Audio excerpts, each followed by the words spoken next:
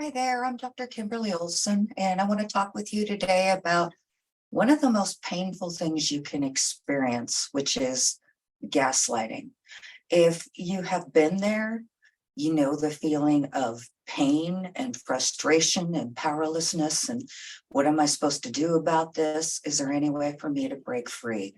So, we're going to take some time to talk about what it is and then how it's done and how we can intervene on our own behalf. So hang in there with me.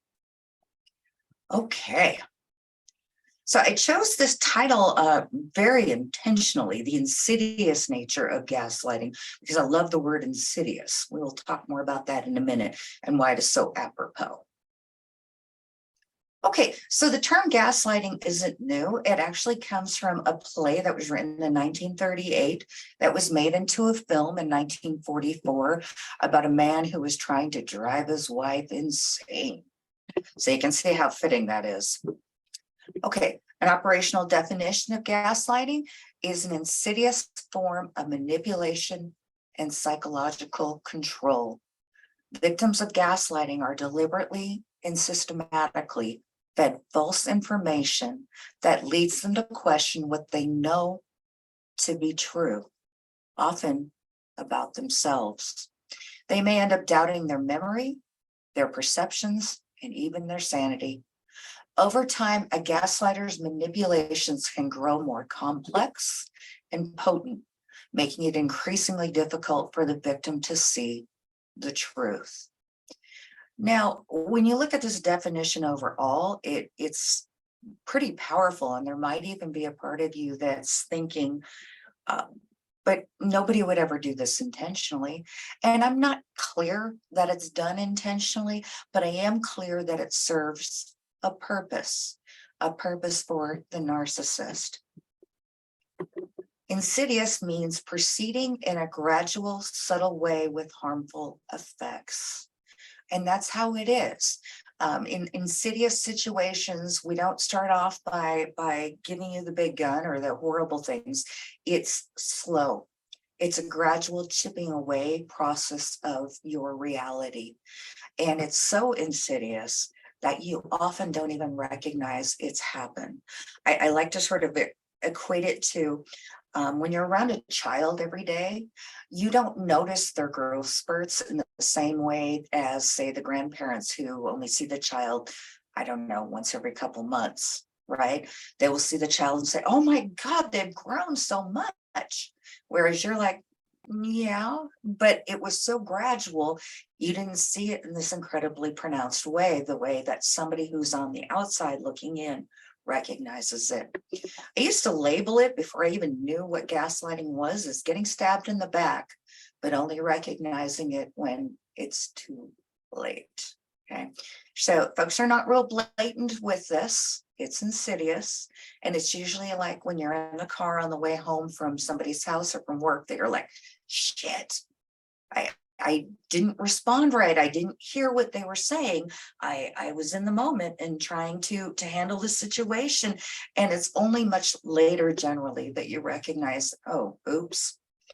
And so our narcissistic friends are masters of finding your weakness and exploiting it. So let me give you some general examples, and then we're going to go into the process and how we can mindfully overcome this. So one that I hear all the time in marriage counseling in particular is the whole "you're so jealous" thing. So just normalizing jealousy when you really love somebody, chances are you don't want to lose them. So a certain amount of jealousy is natural and appropriate. However, what's happening in the gaslighting situation is that there is a ton of evidence to suggest that there really is something going on. Okay, so for example, your partner has a lock on their phone, constantly checking their phone, excessive private time on the internet, staying out late, maybe a recent loss of sex drive at home, large groups of women or men, okay, because narcissists go both ways, on social platforms where a pre-existing relationship didn't exist. So I'm not talking about if your husband has Aunt June on there or a colleague or somebody you knew in high school or whatever. I am talking about where there was no sort of pre-existing relationship, and especially if the other party is scantily clad. What business do they have on your significant other's social media account? And of course, that's something in our culture that we're really struggling with right now is what are appropriate boundaries? I mean, like infidelity doesn't just happen. You just don't slip and fall and land on someone's penis. It usually happens slowly over time, okay, because of these boundary violations. So just know up front, if you're beginning to think you're insanely jealous, that people who have nothing to hide nothing. They have no reason to. So it may not be that you're insanely jealous. It may be that you're married to somebody who is narcissistic and covering their tracks. You're not smart enough. So when you have a difference of opinion, your beliefs are uneducated, unintelligent, or if you happen to like know people or be an educated person, what you'll hear is, well, you were brainwashed by the university. And I always love that response, because if you've never gone to the university, how would you have a clue as to what you're being taught there? But I digress. They will send you links that only support their narrative. And in the age of social media and the university of TikTok and YouTube, boy, you can find evidence to support anything. They will dismiss the opinions of others who are actually educated in that field. They will question or challenge decisions you made, even when they're solid decisions. Okay, and maybe you didn't consult them. Maybe that makes them feel insecure. What's motivating a narcissist, of course, generally is shame, but we'll talk more about that in a moment. They will also isolate you from others who hold a difference of opinion. So more and more the information you're receiving is being filtered through them.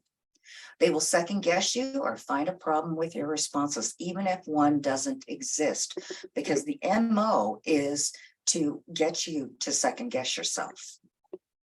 Example 3, this one usually happens at work or school. You're incompetent.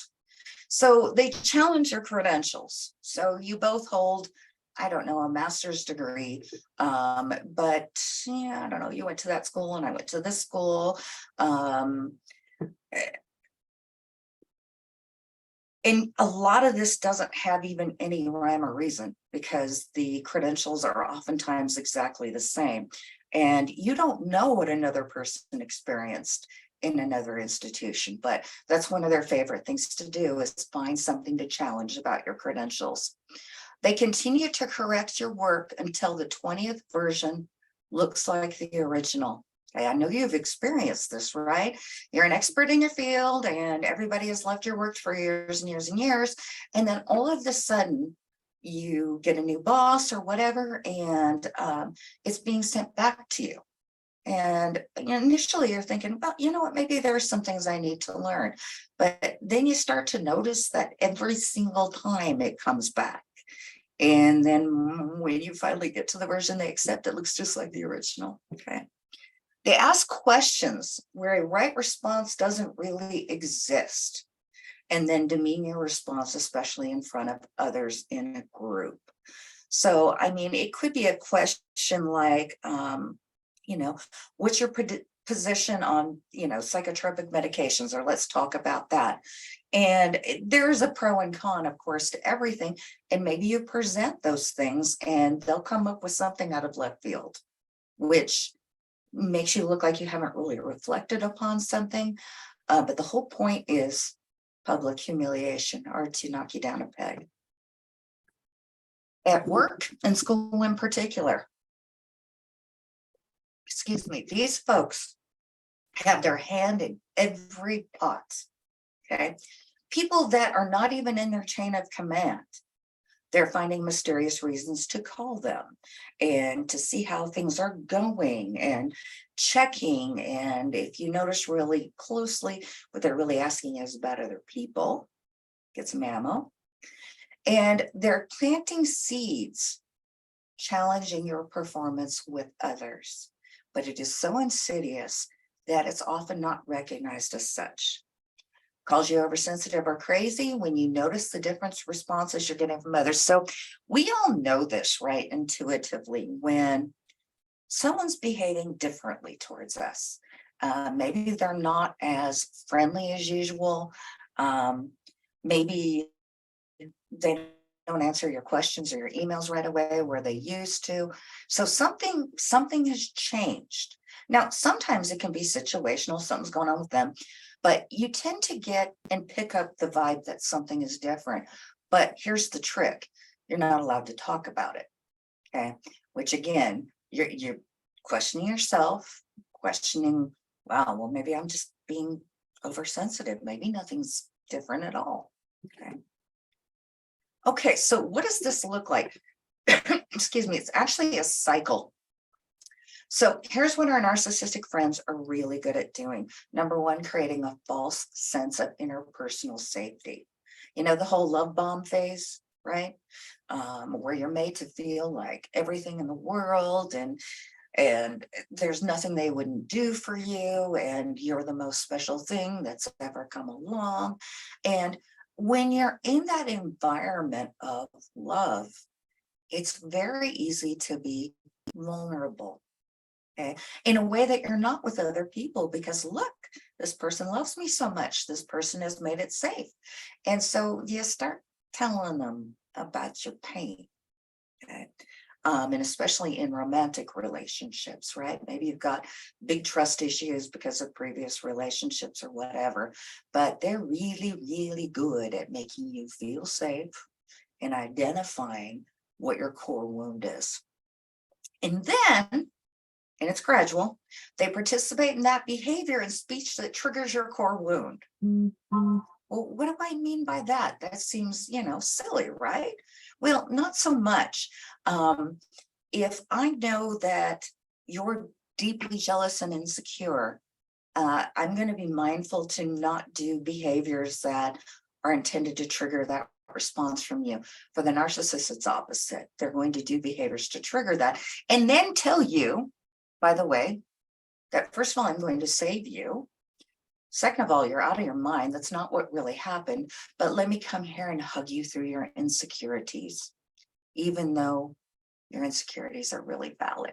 So I think of that. Remember the label on shampoo, wash, rinse, repeat?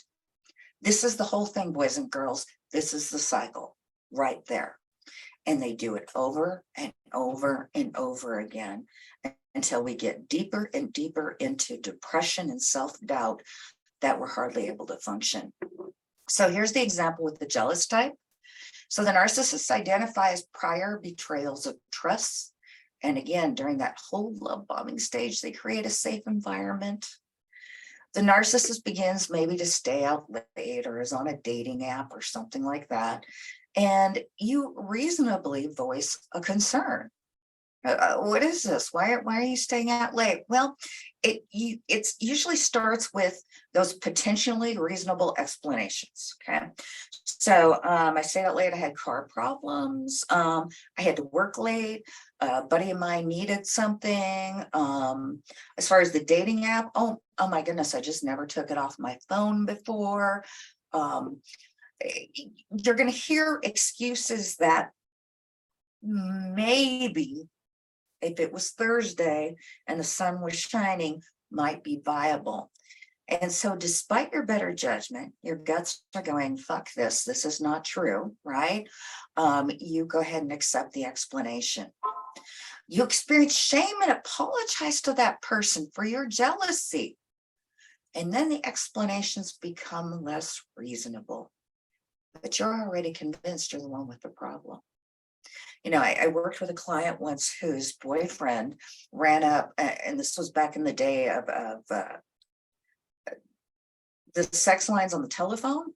And he ran up, thousands of dollars on these sex lines. And he had her convinced that somebody was breaking into an outside phone line and tapping into it. Now, this was like a really smart girl too.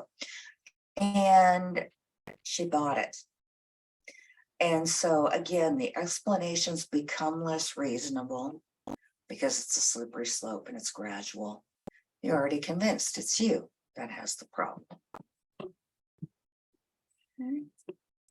The intelligence example. The narcissist builds, again, a false sense of interpersonal safety. And during that time, maybe you disclose things, insecurities about your intelligence. This especially happens to folks if they spent time in special education in school. That is in no way to suggest that those folks are less intelligent. They're not, but they were called things that made them question this. You disclose your core wound of having been deceived in the past. So if you've been deceived in the past, there's always a question right in the back of your mind of whether or not you're being told the truth. So the narcissist slowly, remember the whole insidious thing, and suddenly begins to challenge your beliefs. But initially it seems pretty healthy. It's almost like we're having a debate, or it's critical thinking, and you're thinking, this is really cool, because a lot of people don't talk to me like this. So we're having a discussion. I'm learning things. Hopefully he's learning things. And then the challenges start becoming less polite. And any alternative source you cite is demeaned, right? To discount anything that you happen to believe or information that you have. And when you start to assert yourself, this is a really apropos time for them to remind you of the times in the past that you were deceived, and how you can't really trust yourself, but you can trust them. Information becomes more sort of micromanaged, or you become more isolated, and the only opinions you hear belong to them or like-minded people. Any challenges are met with abusive language and or behavior, which means you're not going to fight them as often. You're going to be like, whatever, right? It's not worth a fight or an argument. But what you're not realizing is that the information is still sticking, right? It's still chipping away at your self-esteem, at your understanding of the world, and your understanding of yourself. Okay? All right, and then finally, let's look at the performance example. So the narcissist builds a false sense of interpersonal security, and that can be done at work, by the way. And you feel like they're vested in you. He or she, that man, they seem really nice. This person seems solid. They seem to like me. That's wonderful. And then if you're working together, maybe there's something about your performance that isn't just quite right. Or if it's a supervisor, and that of course becomes especially powerful because most human beings want deeply to please their supervisor and have their performance be recognized. So you humbly make the changes, but you start to become confused, because each and every time you make a change, it comes back and it's still inadequate and problematic. Well, how come this wasn't brought up in the last set of revisions? I don't understand what's different about this. And these folks can sort of let this go on for months and months and months. So by the end of the assignment, you're like, I don't give a shit. Okay. Clearly, I don't understand what it is that you're wanting from me.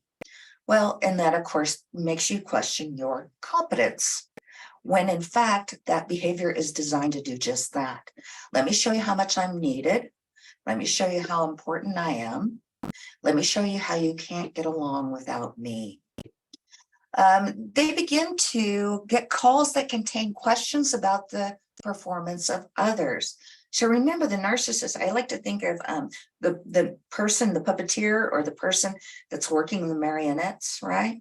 So they called you and asked about a situation, but what you didn't know is they also called this guy over here, this guy over here, and this guy over here, because they're actually amazing chess players, right? And so they're always looking for that angle. That's why they got to have their hand in every single pot, right?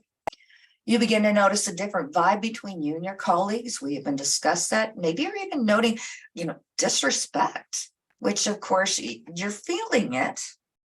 There's no proof, right? Except that you didn't used to be treated that way by people. What's changed? And again, it's so insidious because you can't defend yourself against accusations that you don't know. So in a meeting, you're asked to answer a seemingly subjective question. We talked about this one. You respond, and the narcissist pokes holes in your response, which results in humiliation. So this is especially problematic in meetings because none of us, I mean, it's bad enough to be humiliated by yourself, but in a meeting, ouch. In fact, most of us who are bosses or supervisors, we intentionally, if I need to poke holes in something that you're saying that I fear might be humiliating to you, I'm going to pull you aside my office by ourselves. Okay, because I have no desire to humiliate you, but that's not true for the narcissist. And after the fact, you realize that person's feedback wasn't even applicable, but it was enough for that experience to be deeply humiliating. Your reputation suffers and you begin to question your own competence. So this is what it leaves people feeling.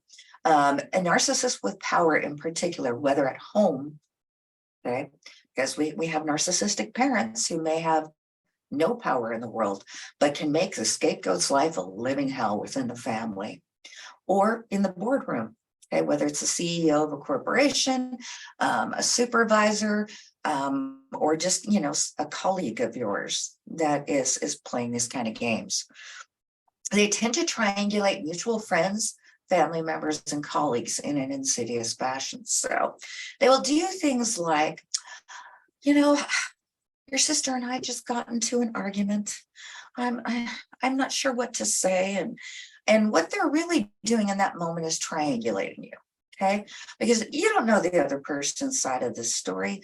And whether you know it or not, you're taking in that person's side of the story. And the person who's doing the triangulation on some level knows that, okay? Or at work, no, I just need to ask you a question about something, or I just need to vent. Okay. And what you're really doing again is triangulating. So it can happen anywhere. And again, you wake up one day and you're like, I have no idea what people are responding to me like this. This is definitely different than all years past, but they're definitely responding differently. So you're not allowed to defend yourself as others were told. Things in confidence. This is my very favorite, especially as a therapist. I think there should be like a rule. If you're going to bag on somebody, that should never be confidential. Okay. And I know that again, everybody's been guilty of that from time to time, but it's different when people's reputations are being impacted. So people's families, careers, and lives have been ruined by this. So prevention, whenever possible, go no contact. Now, I know that that's not possible for some of you, but I especially encourage this when we're talking about romantic relationships, because you usually live in the same home and you probably don't even recognize that you're in a quicksand pit.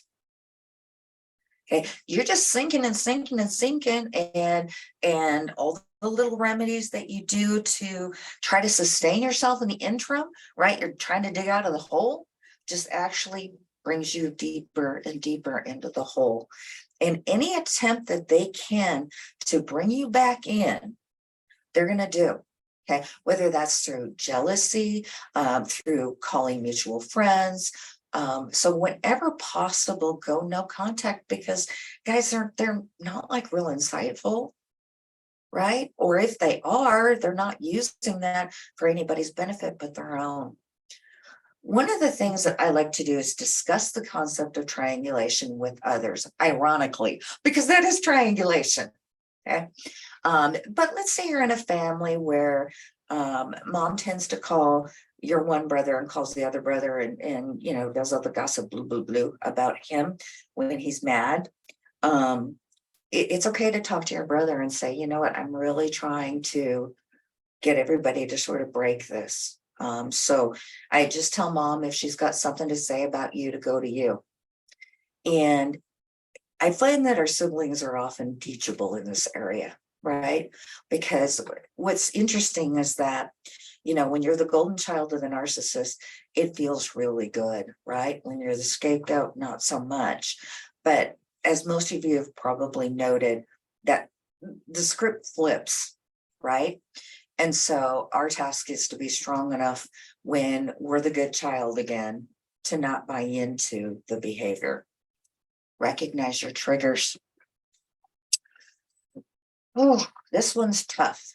And again, especially at work when there's a lot of presentation management, right? Nobody wants to show their ass at work. You know what I'm saying? It only works if you react.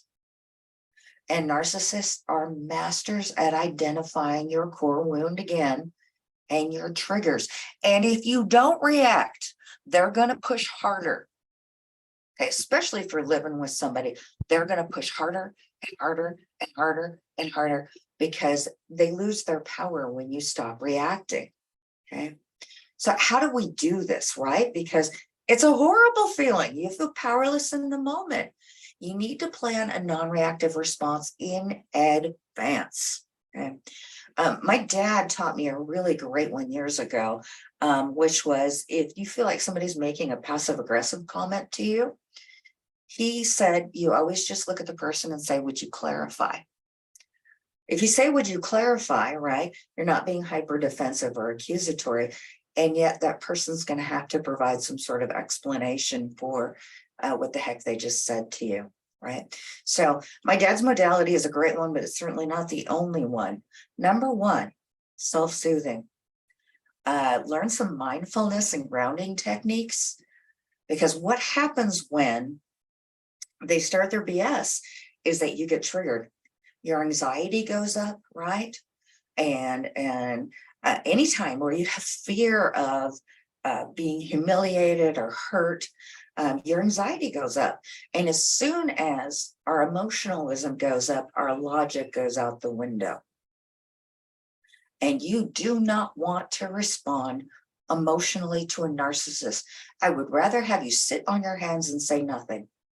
Sometimes that's all you can do in those things, in those situations, but that beats the hell out of getting triggered.